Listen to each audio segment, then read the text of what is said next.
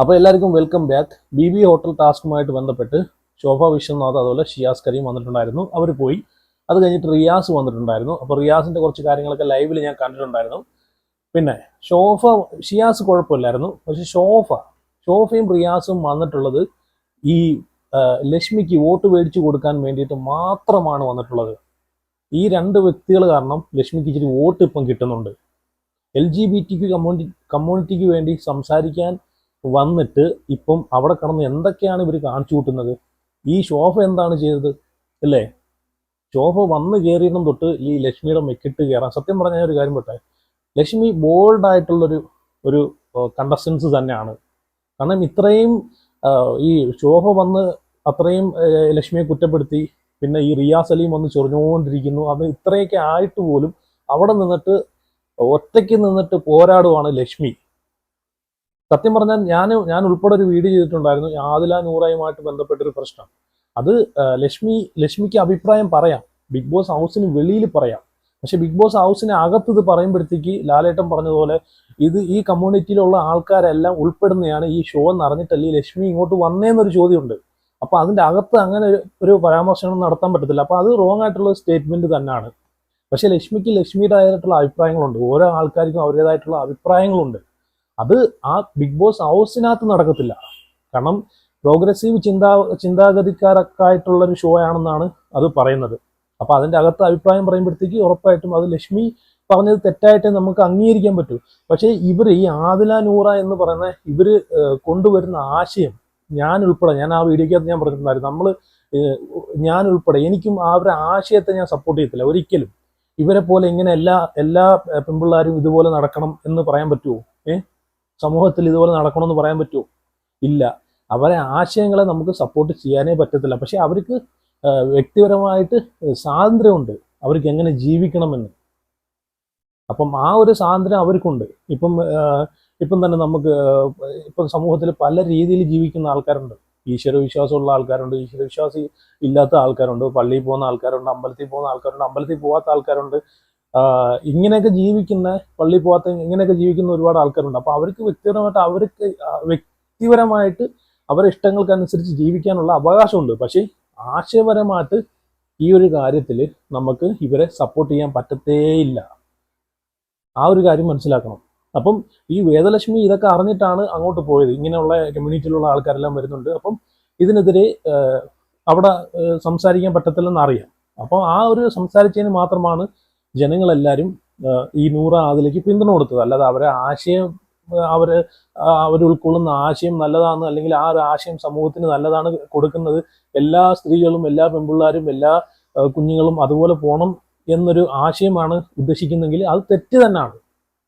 Okay, അത് അവരും പറയുന്നുണ്ട്, അവർ ആരെയും ഇൻഫ്ലുവൻസ് ചെയ്യുന്നില്ല, ഇൻഫ്ലുവൻസ് ചെയ്യിപ്പിക്കാൻ നോക്കുന്നുമില്ല. അപ്പം ഇവിടെ ഈ ശോഭ വന്നിടം തൊട്ട് മുതൽ ഈ വേദലക്ഷ്മിയെ ചൊറിയുമായിരുന്നു. ലൈവ് കണ്ടിട്ടുള്ള ആൾക്കാർക്ക് മനസ്സിലായി. എപ്പിസോഡിനകത്ത് പകുതിയൊന്നും ഇല്ലടേ, കൂടുതലൊന്നും ഇല്ല. അപ്പൊ ഈ ലൈവിനകത്ത് വന്നിടം തൊട്ട് ഈ ശോഭയുടെ മനസ്സ് നല്ലതല്ല, അല്ലെങ്കിൽ ശരീരം നല്ലതല്ല, ദുഷിച്ച മനസ്സാണെന്നൊക്കെ പറഞ്ഞിട്ട് ഈ ശോഭ ഇങ്ങനെ ട്രിഗർ ചെയ്യുവാണ്. പോയി കുളിക്കുക.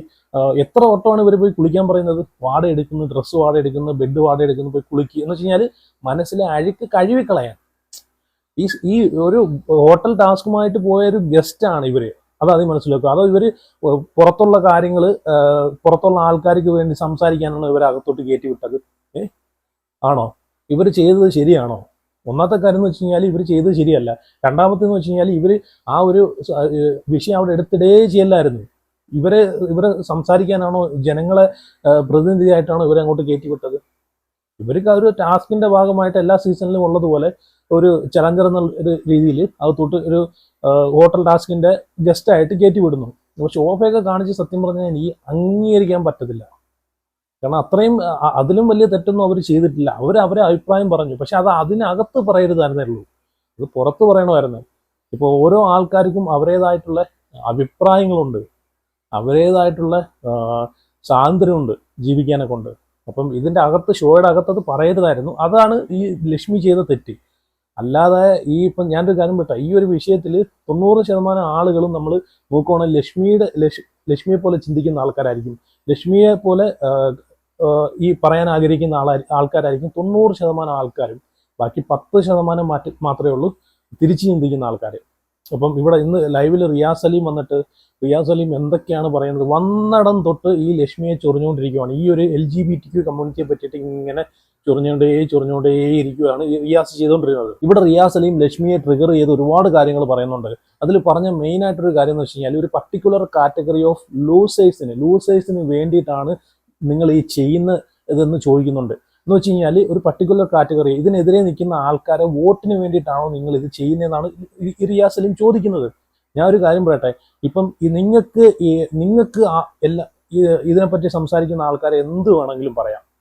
അപ്പം മറ്റുള്ള ആൾക്കാർക്ക് നിങ്ങൾ ഒന്നും പറയാൻ പറ്റത്തില്ലേ? ഒന്നും പറഞ്ഞുകൂടെ? നിങ്ങൾക്ക് എന്ത് വേണമെങ്കിലും പറയാലോ. നിങ്ങളിപ്പം പറഞ്ഞ എന്താണ്, ഇത് ഒരു പർട്ടിക്കുലർ കാറ്റഗറി ഓഫ് ലൂസേഴ്സിന് വേണ്ടിയിട്ട്. അപ്പം നിങ്ങളെ ആർക്കും ഒന്നും പറയാൻ പറ്റത്തില്ല. നിങ്ങൾക്ക് എല്ലാവരെയും എന്തും പറയാം. ആ ഒരു ധൈര്യമാണ് അല്ലേ? ഇവിടെ വേദലക്ഷ്മിയുടെ അഭിപ്രായമാണ് പറഞ്ഞത്. പുള്ളിക്കാരിയുടെ അഭിപ്രായം, വ്യക്തിപരമായിട്ടുള്ള അഭിപ്രായം പറയാനുള്ള സ്വാതന്ത്ര്യമുണ്ട്, അത് സമൂഹത്തിലും ഉണ്ട്. ഇപ്പം ഈ റിയാസ് ഇപ്പം ഈ ഒരു കാര്യം ഈ BB ടാസ്കുമായിട്ട് ബന്ധപ്പെട്ട് ഈ ഒരു കാര്യം ഈ ഒരു ലൈവിൽ മൊത്തം ഇതാണ് വേദലക്ഷ്മി എടുത്ത് സംസാരിച്ചുകൊണ്ടിരുന്നത്. എന്നിട്ട് വോട്ടിന് കിട്ടാൻ വേണ്ടി എന്തുകൊണ്ട് നോർമലൈസ് ചെയ്യുന്നില്ല എന്നിങ്ങനെ ചോദിച്ചുകൊണ്ടേയിരിക്കുവാണ്. അപ്പം വ്യക്തമായിട്ട് നല്ല രീതിയിൽ പോയിന്റ് ആയിട്ടാണ് ഈ വേദലക്ഷ്മി കാര്യങ്ങൾ സംസാരിച്ച് റിപ്ലൈ കൊടുത്തത്. റിയാസിന്റെ വാ അടപ്പിച്ചെന്ന് വേണമെങ്കിൽ പറയാം. എന്നിട്ട് അവിടെ എല്ലാവരും അക്ബറും അവരെല്ലാവരും ഇരിക്കുന്ന സമയത്താണ് ഒരു കൂട്ടം ജനങ്ങളെ വോട്ടിന് വേണ്ടിയിട്ടാണോ ഇത് ചെയ്യുന്നത്, അങ്ങനെ ആണെങ്കിൽ വോട്ട് കിട്ടുന്നുണ്ട്, കണ്ടിന്യൂ ഇങ്ങനെ പറയുന്നുണ്ട്. അപ്പോഴത്തേക്കും അവിടെ നിന്ന് എല്ലാവർക്കും മനസ്സിലായിട്ടുണ്ട്. വേദലക്ഷ്മി ചിരിക്കുകയും ചെയ്യുന്നുണ്ട്, പുള്ളിക്കാരിയുടെ മുഖത്തൊരു ചിരിയും വരുന്നുണ്ട്, സപ്പോർട്ട് കിട്ടുന്നുണ്ടെന്ന്. അപ്പൊ അക്ബറിന്റെയൊക്കെ ഫേസും അവിടെ ഇരിക്കുന്ന ആൾക്കാരെയൊക്കെ ഫേസും നമുക്ക് വ്യക്തമായിട്ട് നമുക്ക് മനസ്സിലാക്കാം. ഇത്രയും ഒരു പ്രശ്നമുള്ള കാര്യം, സെൻസിറ്റീവായിട്ടുള്ളൊരു കാര്യം പറഞ്ഞിട്ടും വേദലക്ഷ്മിക്ക് വോട്ട് കിട്ടുന്നല്ലോ എന്നുള്ളൊരു മനോഭാവം അവിടെ ഇരിക്കുന്ന ആൾക്കാരിൽ നമുക്ക് കാണാൻ സാധിക്കുന്നതാണ്. അത് വേദലക്ഷ്മിക്ക് അറിയാം. കാരണം ഇത് പൂർണ്ണമായിട്ടും ഞാൻ പറഞ്ഞല്ലോ, ഒരു 90% ആൾക്കാരും ഇതിനെതിരെയായിരിക്കും. കാരണം ഈ ഒരു ആശയത്തെ നമുക്ക് സപ്പോർട്ട് ചെയ്യാൻ പറ്റത്തില്ല. പക്ഷേ ഓരോ വ്യക്തികൾക്കും ഇഷ്ടപ്പെട്ട രീതിയിൽ അവർക്ക് ജീവിക്കാം. ഇന്നലെ നമ്മൾ ലൈവിനകത്ത് കണ്ടൊരു കാര്യം എന്ന് വെച്ച് കഴിഞ്ഞാൽ, ഷോഫ അനീഷിന് മേക്കപ്പ് ചെയ്ത് കൊടുക്കാനെ കൊണ്ട് ജിസേലിൻ്റെ അടുത്ത് പറയുന്നു, ജിസേൽ വന്ന് മേക്കപ്പ് ചെയ്ത് കൊടുക്കുന്നുണ്ട്. അപ്പോൾ ഷോഫ ഒരു വാക്ക് അവിടെ പറയുന്നുണ്ട്, എല്ലാ പുരുഷന്മാരിലും ഒരു സ്ത്രീ ഉള്ള കാര്യം നമ്മൾ മനസ്സിലാക്കണമെന്ന്. ഓരോ വ്യക്തിക്കും അവരുടേതായിട്ടുള്ള നിലപാടുകളുണ്ട്, അതാദ്യം മനസ്സിലാക്കുക. ഇവിടെ ഈ ശോഭ ചെയ്ത് എന്താണെന്നറിയോ, അത് വരുത്തി തീർക്കുവാണ്. അങ്ങനെ ശോഭ ചിന്തിക്കുന്ന ചിന്താഗതിയാണ് ശരിയെന്നുള്ള രീതിയിൽ അത് വരുത്തി തീർക്കുകയാണ് ചെയ്തത്. അത് എത്ര പേരത് നോട്ട് ചെയ്തും ശ്രദ്ധിച്ചിട്ടുണ്ടാവും എന്ന് എനിക്കറിയത്തില്ല. കാരണം ഇന്ന് ഇതിനെ പറ്റിയിട്ടൊന്നും സംസാരിക്കുന്നത് ഞാൻ കണ്ടിട്ടില്ല ആരും. പക്ഷെ അതൊരു നോട്ട് ചെയ്യേണ്ട ഒരു കാര്യമാണ്. എന്ന് വെച്ച് കഴിഞ്ഞാൽ ശോഭ ചിന്തിക്കുന്ന ചിന്താഗതി ആയിരിക്കണം മറ്റുള്ള ആൾക്കാരും കൂടെ ചിന്തിക്കേണ്ടതെന്ന് അത് വരുത്തി തീർക്കുകയാണ് ചെയ്യുന്നത്. എനിക്ക് അങ്ങനെയാണ് തോന്നിയത് കണ്ടപ്പോഴത്തേക്ക്. എന്ന് വെച്ച് കഴിഞ്ഞാൽ എല്ലാ പുരുഷന്മാരിലും ഒരു സ്ത്രീ ഉള്ള കാര്യം ആരും മറക്കരുത് എന്നാണ് അവിടെ പറയുന്നത്. അപ്പൊ ഇവര് കയറിപ്പോയത് എന്തിനാണ്? ഈ വേദലക്ഷ്മിക്ക് വോട്ട് മേടിച്ചു കൊടുക്കാനെ കൊണ്ടാണോ? അതനുസരിച്ച് വേദലക്ഷ്മിക്ക് സപ്പോർട്ട് കിട്ടി തുടങ്ങിയിട്ടുണ്ട്. ഇവിടെ ട്രാൻസ്ജെൻഡറിന് വേണ്ടി സംസാരിക്കാൻ റിയാസിൻ്റെതായിട്ടുള്ള സ്വാതന്ത്ര്യമുണ്ട്, വ്യക്തിപരമായിട്ടുള്ള സ്വാതന്ത്ര്യമുണ്ട്. അഭിപ്രായങ്ങൾ റിയാസിന് പറയാം. അതുപോലെയാണ് ലക്ഷ്മിയുടേതായിട്ടുള്ള വ്യക്തിപരമായിട്ടുള്ള സ്വാതന്ത്ര്യം ഈ കാര്യത്തിൽ ലക്ഷ്മിക്കും ഉണ്ട്. ലക്ഷ്മിയുടേതായിട്ടുള്ള അഭിപ്രായങ്ങൾ പറയാൻ ലക്ഷ്മിക്ക് അവകാശമുണ്ട്. അതാദ്യം മനസ്സിലാക്കുക. അല്ലാതെ ഒരാൾ പറയുന്നതാണ് ശരി, അപ്പോൾ അയാളെ കൂടെ അങ്ങനെ നിൽക്കണം എന്ന് ചിന്തിക്കുന്ന ആ ഒരു ചിന്താഗതി ശരിയല്ല. പിന്നെന്ന് വെച്ച് കഴിഞ്ഞാൽ ഈ റിയാസിന്റെ ഈ ഇംഗ്ലീഷ് പണച്ചിൽ, സത്യം പറഞ്ഞ ഈ റിയാസിന്റെ ഇംഗ്ലീഷ് പണച്ചിൽ എനിക്ക് ഒട്ടും ഇഷ്ടപ്പെടുന്ന ഒരു കാര്യമില്ല. കയറിയ അന്നേരം തൊട്ട് ലൈവിൽ സത്യം പറഞ്ഞ ഏറ്റവും കൂടുതൽ വെറുപ്പിച്ചിട്ടുള്ളത് ലക്ഷ്മിയെ ട്രിഗർ ചെയ്ത്, ലക്ഷ്മിയുടെ കൂടെ നടന്ന് ട്രിഗർ ചെയ്ത് ലക്ഷ്മിയെ ഇങ്ങനെ പ്രൊവോക്ക് ചെയ്തതിനെ അത് പിന്നെയും സഹിക്കാം.